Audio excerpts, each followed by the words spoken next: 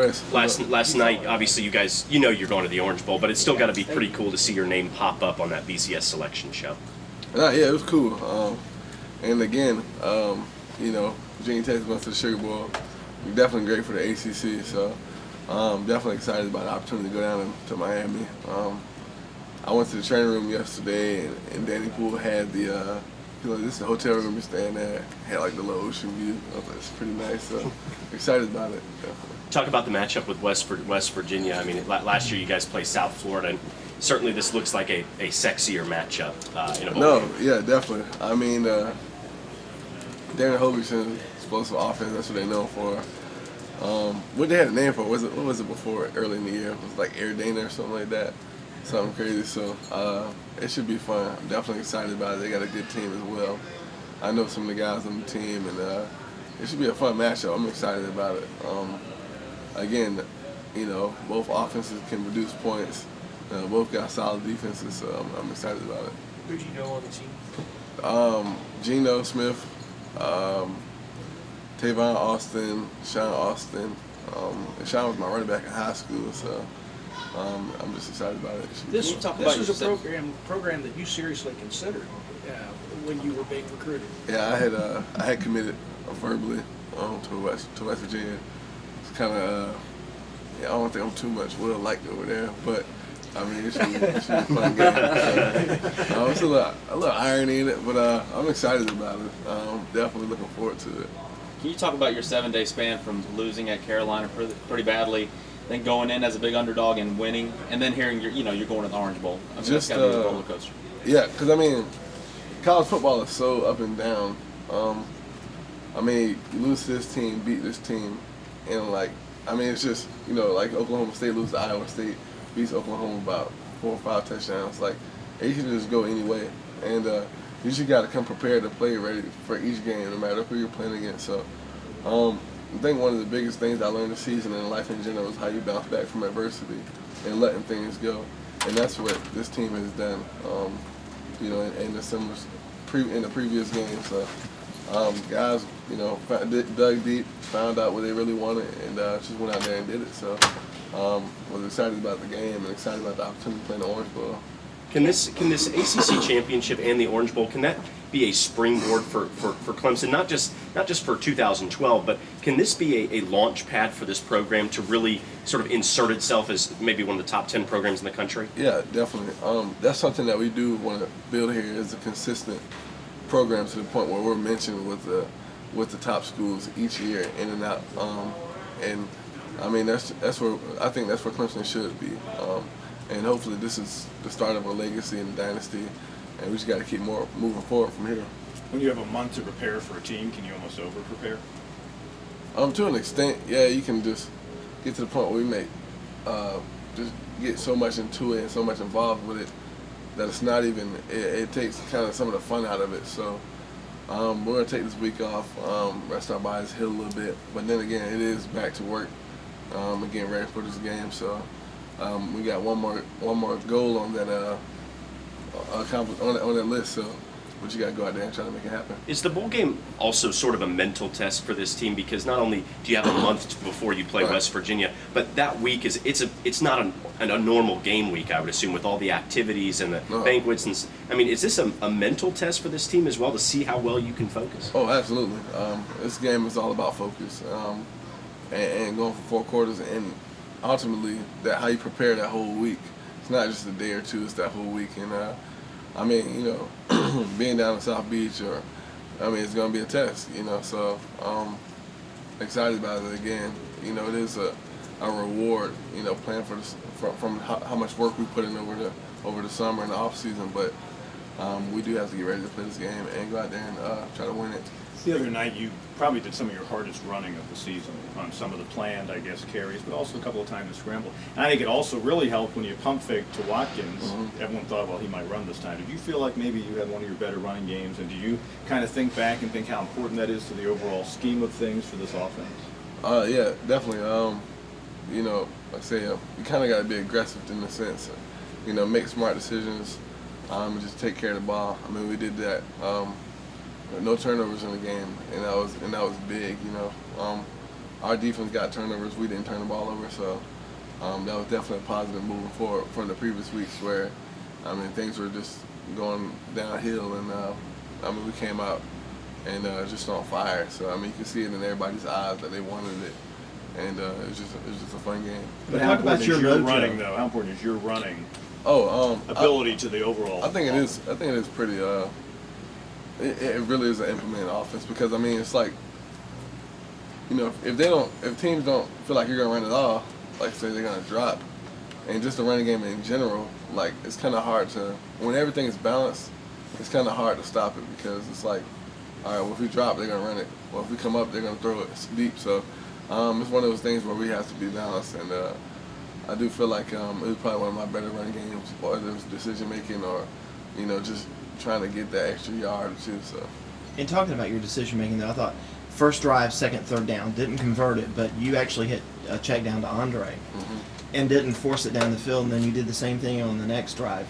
Was that when you felt like, yeah, this is going to be a pretty good night? And talk about that kind of maturation process for you. It's been a growth, honestly, from the weeks leading in. I mean, I took care of the ball really well for the first 8 weeks, and it got to the point where it's almost like a sense of invincibility, where you can make every throw, squeeze things. Even in practice, you know, coaches over there about to lose his hair. I'm trying to throw windows like this small. So it's just a point where you gotta go out there and do what's best for the team, whether you believe it or not. I mean, sometimes you know you believe in it isn't gonna make the ball squeeze through 5 people. You know, it's just kind of how it goes. So, you know, coach had a lot of confidence in us to go out there and make plays and be smart with it, and they trust me and give me the keys to it. So, I mean, it was just, you know, you just got to keep growing each week and out. Even though you punted, did he say anything to you after that first punt, after that first check down? No, not at all. He was just like, we just got to keep it moving. I really feel like things changed and took a course where I knew that, you know, we can go pretty far when we went down there and drove like 80 yards. We got a field goal off of it, but I was like, man, we can move this ball on them. So. I feel like the offense got back to what made it successful early in the season with the balance and Yeah, short passing game. definitely. It was mixed up, you know. A lot of counters. We had the speed motion with Sammy, handing the ball up to him, taking the short stuff, going deep. I mean, just to the point where it keeps people off balance so much that you can't really. It's kind of hard to figure out what we're going to do. So, Coach Morris did an excellent job of mixing things up and put us in position to win. Did you just feel calmer, more comfortable back there in the pocket this time? I mean, especially with Flo up there protecting you for a while. Oh yeah, definitely.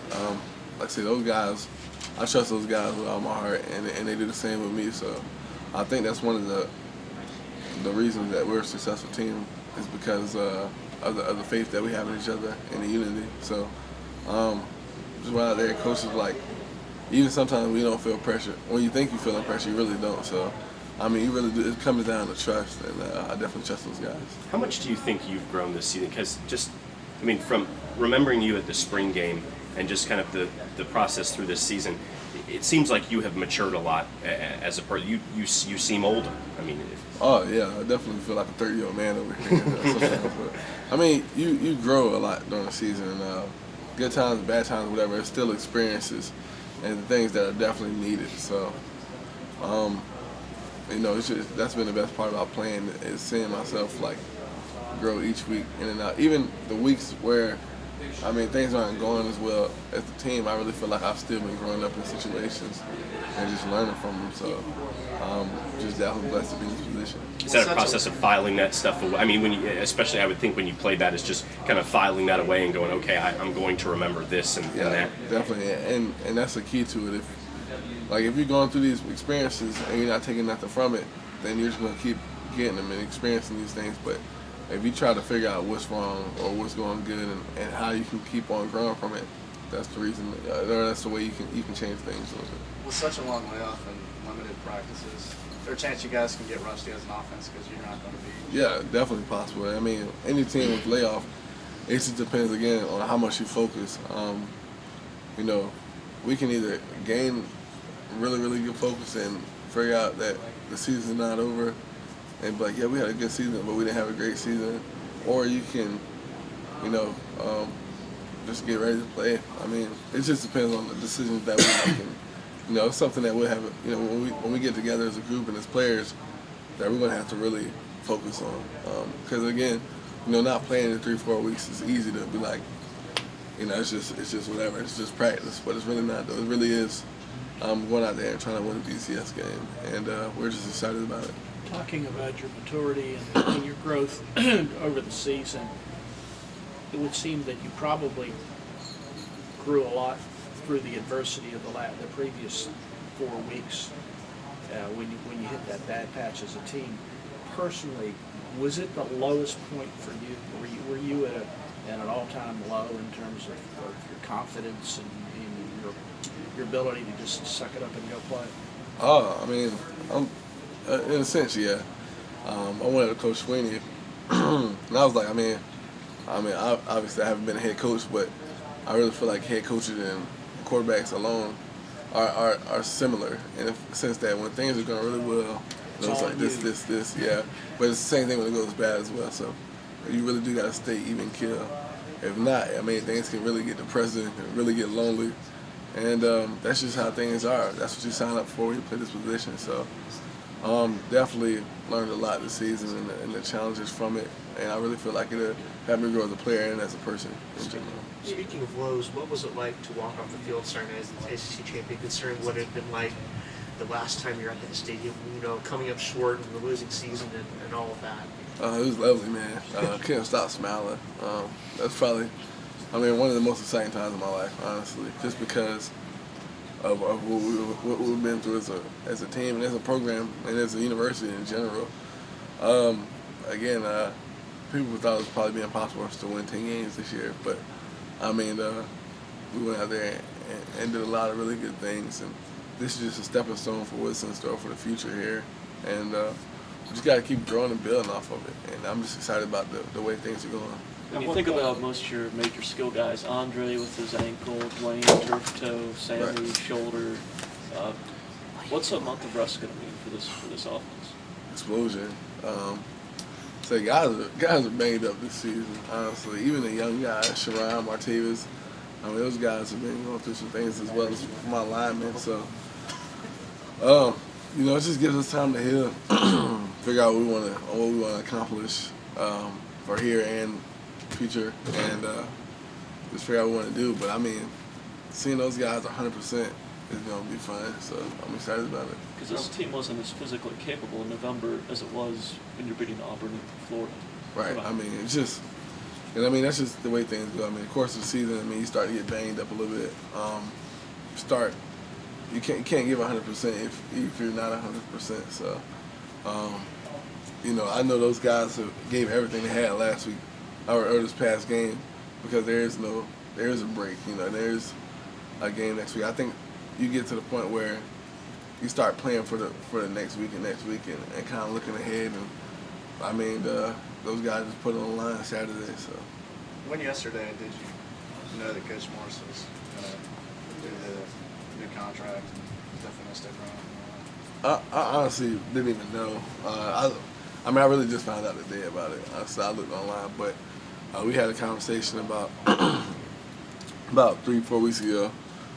Or, somewhere around there, about a month and a half, and he was like, because, you start to hear it. You walk through campus, people ask me, I'm like, I don't know. I haven't really paid attention to it, but he was like, I promise you, we're building something here, and I won't leave you, while you're playing here. So, he told me that about a month and a half, 2 months ago, and, I believe everything he says. So, fortunately, he signed a new contract, so definitely excited to have him here, though. Because Sweeney told us last week that I guess he and Chad kind of made the agreement that Chad wouldn't leave unless he had an opportunity to coach at a BCS school as a head coach. Yeah, definitely. Did he relay that to you at any point? I didn't really get a chance to talk to him about it, but I really do feel like if things keep going the way they're going, there is going to be opportunities for him to cut there and be a head coach. Honestly, similar to what Chip did at Oregon. So it's just you